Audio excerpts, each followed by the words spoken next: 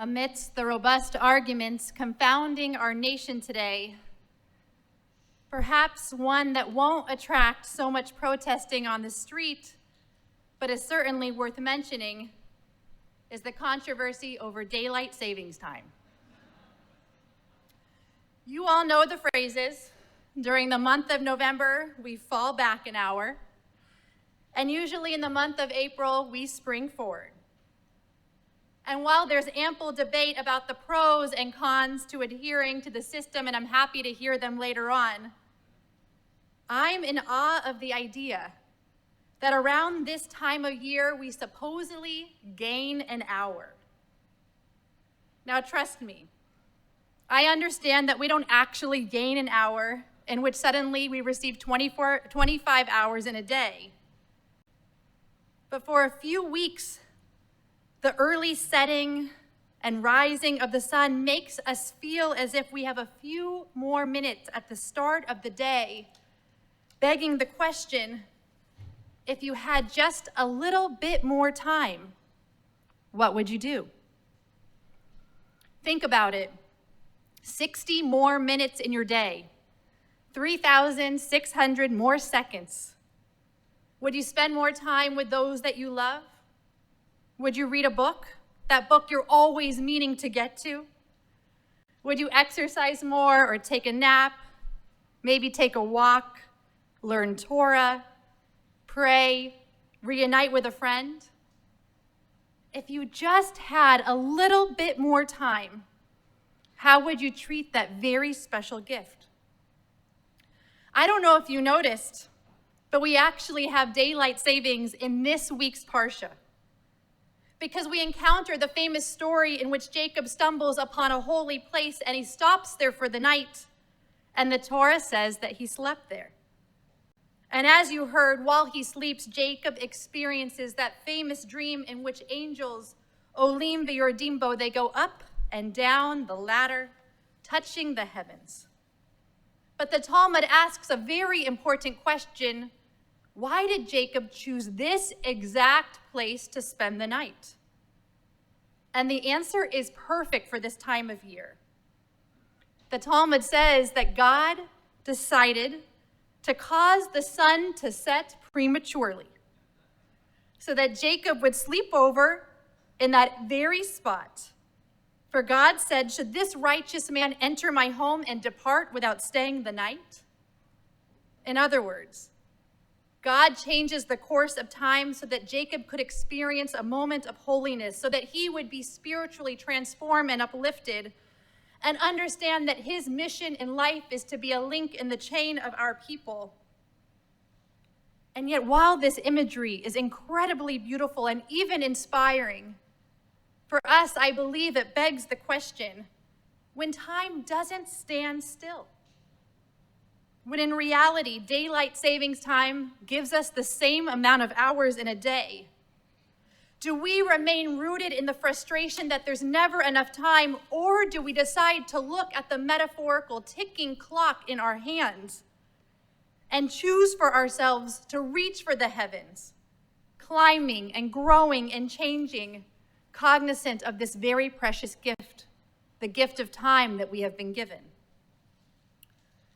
Rabbi Milton Steinberg, a well-known rabbi at Park Avenue Synagogue, New York City in the 1930s and 40s, shares a story as to when time for him suddenly looked very different. At age 40, Steinberg endured a major heart attack while visiting Jewish military troops at a Texas military base. And he was positive that it was at that very moment in which he reached the end of his life. And yet, miracle upon miracles, he survived a very long, difficult journey. And he remembers that very first day walking out of the hospital since the heart attack. And listen, please, to what he writes. He says, as he walked out of the hospital, the sky above his head was very blue, very clear, and very, very high. And in that instant, I looked about me to see if anyone else showed on his face the joy that I felt, but no. They walked, men and women and children, in the glory of the golden flood, And so far as I could detect, there was none of it to give heed. And there I remembered how often I too had been indifferent to the sunlight, how preoccupied with petty and sometimes mean concerns I had disregarded it. And I said to myself, how precious is the sunlight. But alas, how careless of it are men. How precious, how careless. This, he says, has been a refrain in me ever since. I think we can all agree that time is a funny thing. Sometimes it feels as if time drags by.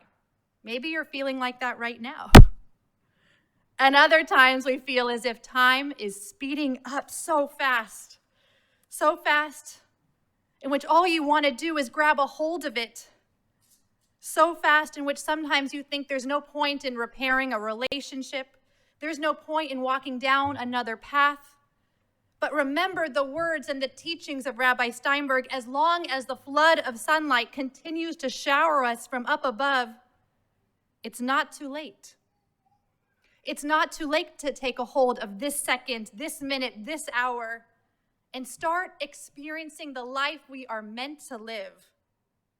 Let us not be so careless to ignore the beauty of life, the beauty of living. Let's not forget Longfellow's guidance. Says the poet, shall we sit idly down and say, the night has come, it's no longer day? For age is opportunity no less than youth itself, though in another dress. And as the evening twilight fades away, the sky is filled with stars invisible by day. It's never too late to start doing what is right. Never. To deny the magic of a brand new day is to deny this magnificent journey that God intends us to take. You know, if I asked all of you, and I would probably give the same answer, what's the greatest miracle that's illustrated in the Torah?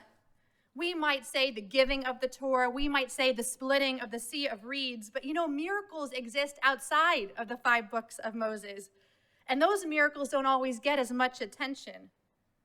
And one miracle I want to point out is experienced by Joshua, Moses' successor. You see, Joshua finds himself in battle with 5 Amorite kings. And he knows, he looks up above and realizes that the sun is beginning to set, and if night falls, he will no longer win the battle.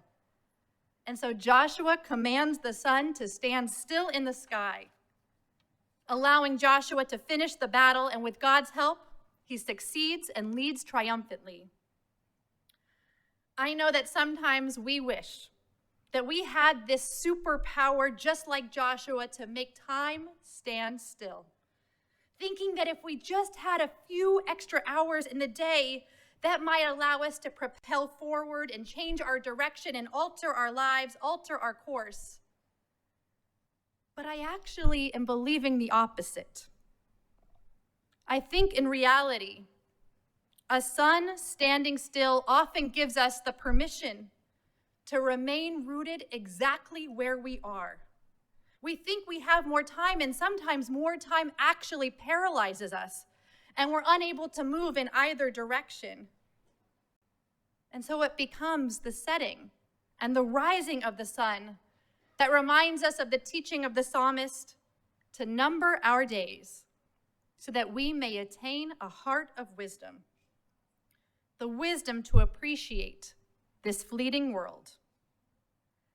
So no, we don't really gain time with daylight savings, but we certainly gain perspective. As each one of us holds the gift of time in our hands, this very time, let us not waste a precious moment. No, there's no sun standing still in the sky above, but rather with the motions of the sun rising and setting. Dear God, may the passing of time move us forward. Shabbat Shalom.